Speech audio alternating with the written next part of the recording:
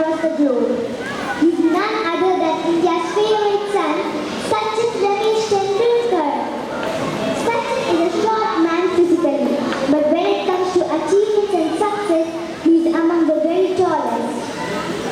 He is worshipped by Indians all over the world as the god of cricket. I am not a big follower of cricket, and Sachin is my favorite personality, not merely for cricketing reasons.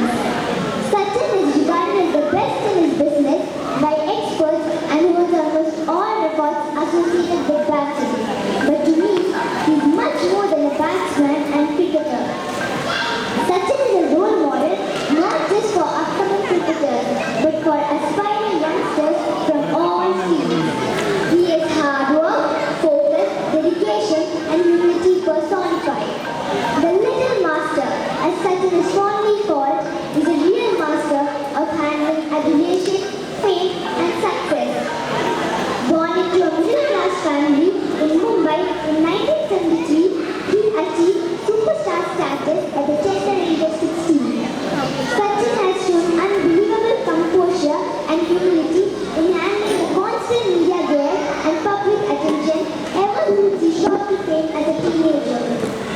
Youngsters can look up to him on how not to get carried away and how to keep their feet grounded. Sachin is an immensely gifted player and batting comes naturally to him. Yet, he trains day in and day out with utmost dedication. Prior to a series, Sachin prepares specifically and extensively to tackle the lead bowlers of the opposition.